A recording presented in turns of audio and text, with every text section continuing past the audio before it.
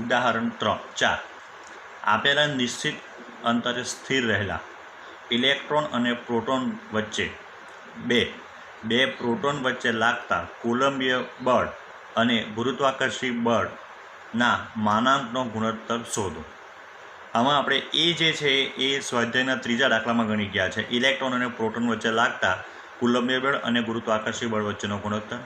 બીજું આપણને શોધવા કીધેલું છે એક આર્મસ્ટ્રોંગ અંતરે ઇલેક્ટ્રોન અને પ્રોટોન વચ્ચે પારસ્પરિક રીતે લાગતા વિદ્યુત બળને કારણે તેમની ગતિમાં ઉદ્ભવતા પ્રારંભિક પ્રવેગોના માનાંક શોધ.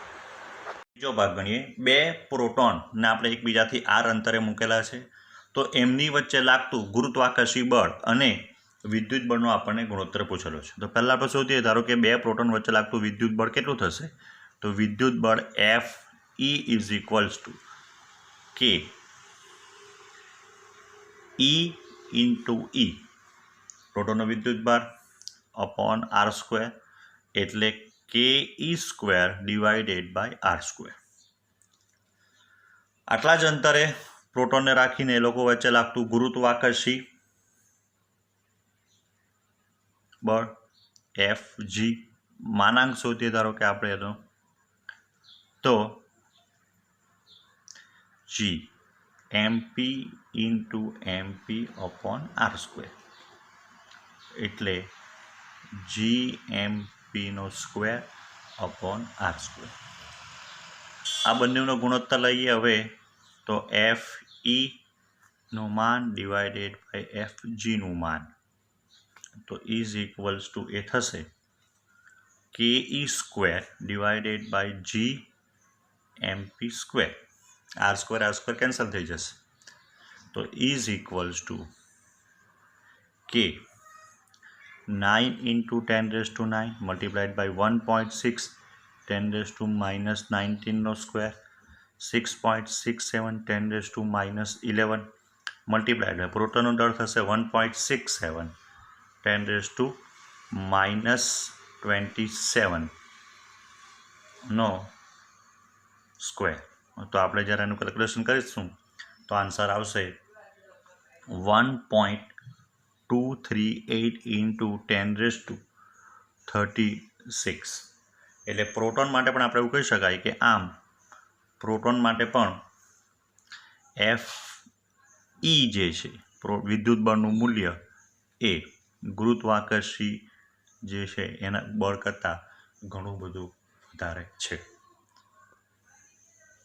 બી જોઈએ. બીમાં આપણને એમ કીધેલું છે કે એક ઇલેક્ટ્રોન અને એક પ્રોટોનને એકબીજાથી એક આર્મસ્ટ્રોંગ જેટલા અંતરે મૂકતા તેમની વચ્ચે લાગતા વિદ્યુત બળને લીધે પારસ્પરિક પ્રવેગનો માન શોધો. એટલે કે પહેલાં આપણે શું શોધવું પડશે? આ બે વચ્ચે કેટલું બળ લાગે તે, અને F ઇક્વલ્સ ટુ ma સૂત્રનો ઉપયોગ કરીને આપણે બંનેમાં ઉદ્ભવતા પ્રવેગ શોધીશું.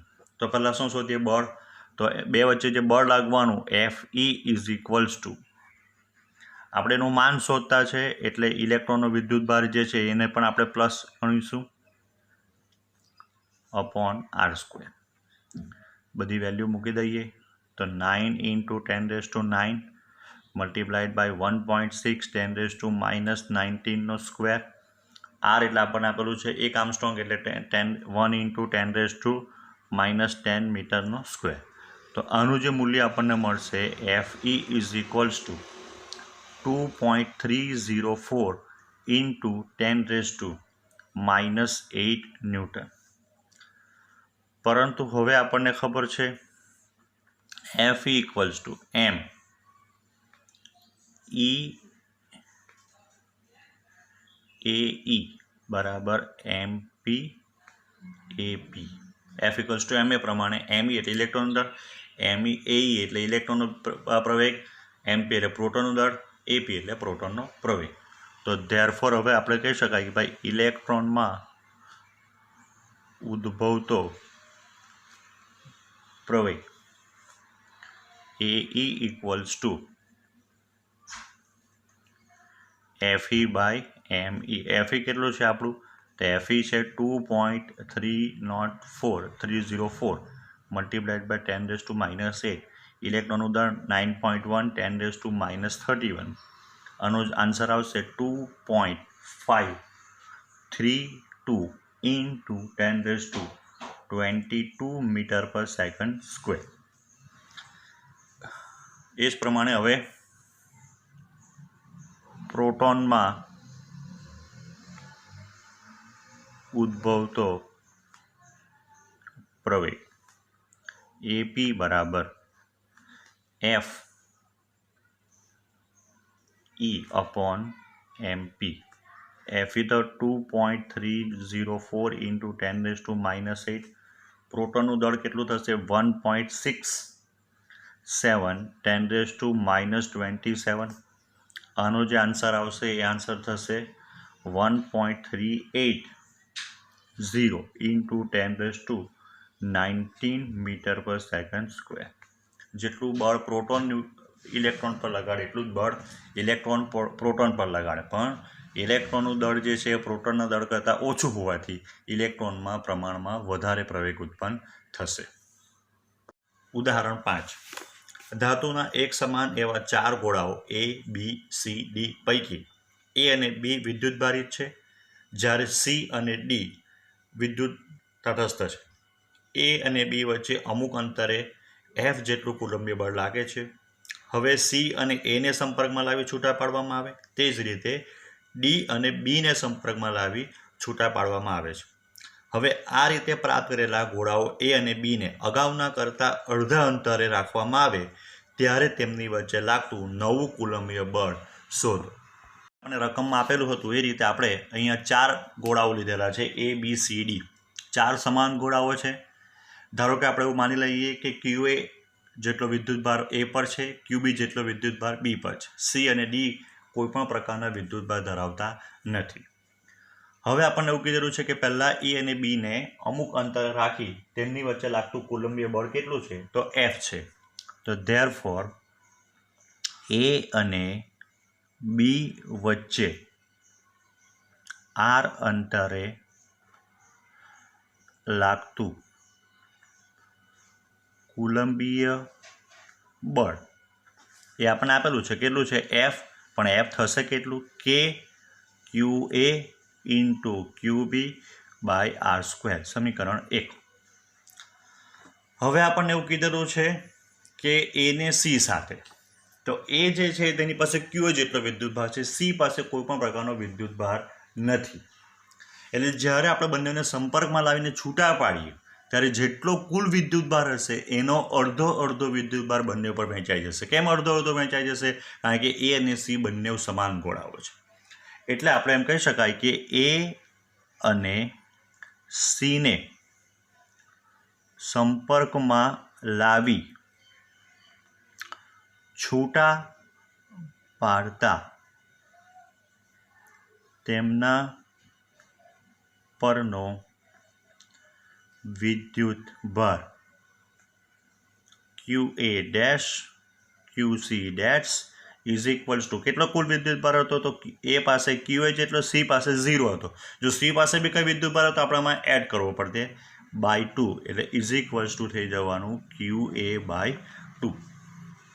એ જ પ્રમાણે આપણને હવે એવું કીધેલું છે કે બીને કોની સાથે સંપર્કમાં લાવ્યા? D સાથે. તો B અને Dને સંપર્કમાં લાવી છૂટા પાડતા તેમના પરનો વિદ્યુતભાર કેટલો થશે? QB ડેશ બરાબર QD dash is equals to QB plus 0 by 2, કારણ કે QB એટલે B પરનો વિદ્યુતભાર છે, D પાસે કોઈ વિદ્યુતભાર નથી, એટલે એ થઈ જવાનો QB બાય 2. હવે આપણને એવું કીધેલું છે કે આ બંને જે વિદ્યુતભારો જે છે, જે A અને C ગોળાઓ જે છે, તો A અને C ગોળાઓ માટે આપણને શું કીધેલું છે? તો A જે છે આ B ગોળો છે, આ છે તે A ગોળો. A ઉપર કેટલો વિદ્યુતભાર આવી ગયો? QA ડેશ બરાબર QA બાય 2. B ઉપર કેટલો વિદ્યુતભાર આવી ગયો? QB ડેશ બરાબર QB બાય 2. હવે તેમને જે શરૂઆતમાં જે અંતર હતું એના કરતાં કેટલા અંતરે મૂકવાના છે? તો r ડેશ બરાબર r/2. તો આ પરિસ્થિતિમાં લાગતું બળ એ અને બી વચ્ચે લાગતું વિદ્યુત બળ F dash is equals to k QA dash QB dash R ડેશનો સ્ક્વેર. પણ આપણને ખબર છે QA આ થઈ જવાનું, QA ડેશ બરાબર QA/2, આ QB/2/2 is equals two by 2 નહીં, R/2 સ્ક્વેર. એટલે હવે કે QA ઇન્ટુ QB, આ QB સબિક્સમાં છે, ડિવાઇડેડ બાય 4 R²/4, 4 કેન્સલ થઈ જશે. તો હવે થવાનું કે QA into QB by R². પણ સમીકરણ 1 પરથી તો એ કોણ છે? F. એટલે બળ કેટલું લાગશે? જેટલું આગળ લાગતું હતું તેટલું જ લાગશે. F ડેશ બરાબર F. કારણ છો L જેટલી બાજુની લંબાઈ ધરાવતા સમબાજુ ત્રિકોણના શિરોબિંદુ ઉપર Q જેટલા 3 સમાન બિંદુવત વિદ્યુતભારો મૂકેલા છે.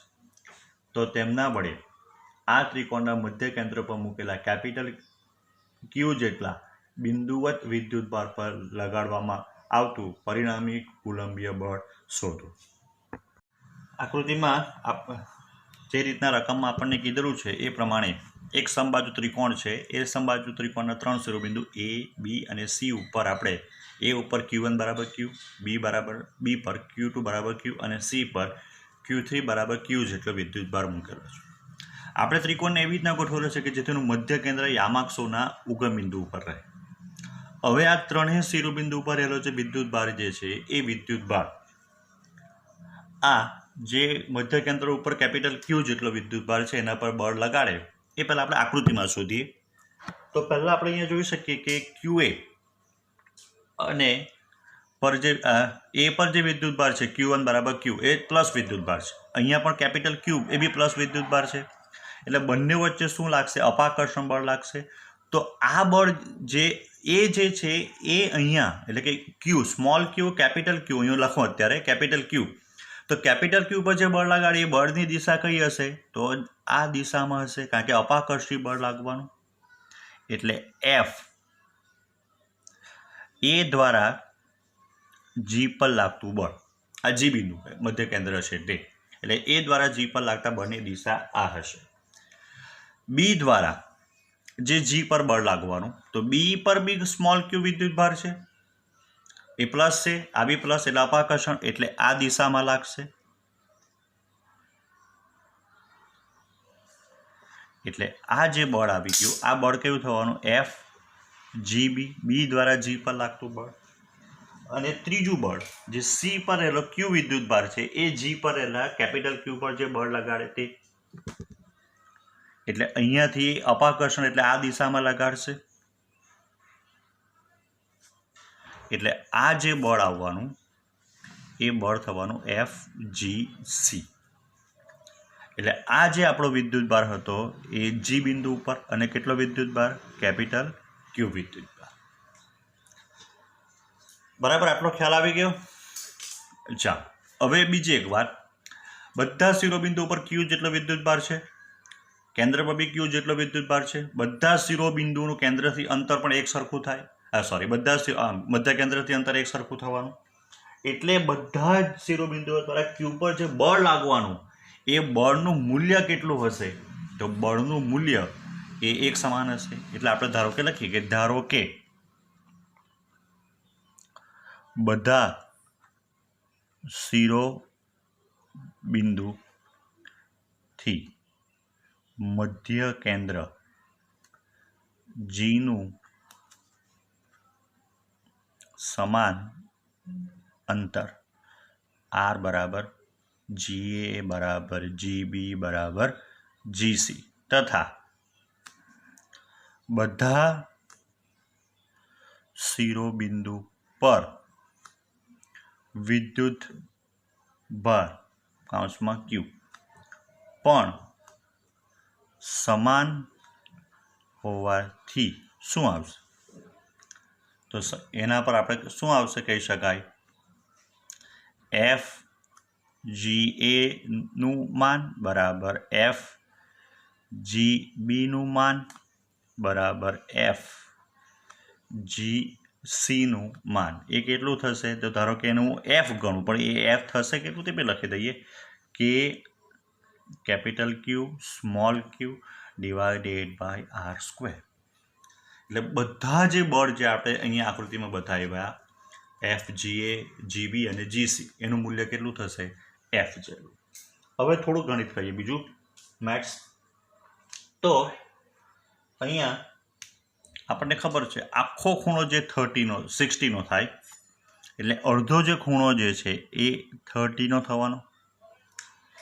એ 30નો થાય એટલે આ ખૂણો પણ 30નો થવાનો. સેમ આ ખૂણો 30નો થાય એટલે આ ખૂણો પણ 30નો થાય. એટલે હવે આપણી પાસે 3 સદિશ છે. એ 3 સદિશોના આપણે શું કરવાનું છે? તે 3 સદિશોના આપણે ઘટકો શોધવાના અને પછી તેમનો સરવાળો કરવાનો છે.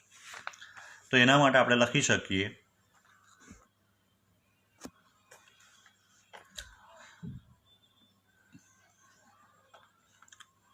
અહીં ત્રિકોણના મધ્ય કેન્દ્રને યામાક્ષોના મધ્ય કેન્દ્ર પર મૂકેલ હોવાથી એફ જી એ બરાબર. તો એફ જી એમાં એટલે કોઈ પણ સદિશમાં શું આવશે? બે વસ્તુ આવશે, એક માન અને દિશા. તો માન તો કેટલું થઈ ગયું? એફ જેટલું આપણે પહેલાં લખી દીધું. એની દિશા કઈ છે? તો એની દિશા એફ જી એની દિશા, તો આ એની એફ જી એ, આ વાય અક્ષ છે તો નીચે માઇનસ વાય અક્ષ થવાનો. એટલે કઈ દિશા આવશે એની? કઈ દિશા આવશે? માઇનસ જે કેપ. ચાલો એ જ પ્રમાણે એફ જી બી, તો એફ જી બી, તો એફ જી બી તો આપણે 11મા ધોરણમાં ઘણી વખત આવું સદિશમાં આવી ગયું છે કે આ પહેલા ચરણમાં સદિશ છે. તો પહેલા ચરણમાં સદિશ, તો સદિશ માટે શું આવશે? એના એક્સ ઘટક એફ કોસ 30 આઈ કેપ એફ સાઇન 30 જે કેપ. પહેલા ચરણમાં હોવાથી બંને કેવા થશે? Plus. Same F G C બરાબર. તો એફ જી સી કયા ચરણમાં છે? બીજા ચરણમાં. એને ઋણ એક સાથે 30 ખૂણો બનાવેલો છે. તો એના માટે આપણે હવે શું આવશે? તો એના માટે પણ એફ કોસ 30 આઈ કેપ એફ સાઇન 30 જે કેપ. બીજા ચરણમાં હોતી એક્સ માઇનસ વાય પ્લસ. તો હવે આપણે કહી શકાય કે ધેરફોર જી પર રહેલા કેપિટલ ક્યુ પર લાગતું પરિણામી બળ કે કુલંબીય બળ, તો એફ ધારો કે એને જી કહી દઈએ તો એ શું આવશે? F G A plus F G B plus F G C minus F જે કેપ ઉપર દેખાય છે પ્લસ એફ કોસ 30 આઈ કેપ પ્લસ એફ સાઇન 30 જે કેપ માઇનસ એફ કોસ 30 આઈ કેપ પ્લસ એફ સાઇન 30 જે કેપ. કોસવાળા પદ નીકળી જવાના એટલે માઇનસ એફ જે કેપ પ્લસ 2f સાઇન 30 જે કેપ તો is equals to minus F જે કેપ પ્લસ 2f સાઇન 30 એટલે 1/2 જે કેપ એટલે માઇનસ એફ જે કેપ પ્લસ એફ જે કેપ એટલે એફ જી ઇક્વલ્સ ટુ આપણને શું મળશે? તો એફ જી ઇક્વલ્સ ટુ આપણને 0 એટલે કે ભાઈ 0 સદિશ મળશે. ને modulus of F G is equals to 0. એટલે કેપિટલ ક્યુ પર લાગતું પરિણામી બળ કેવું થશે? 0.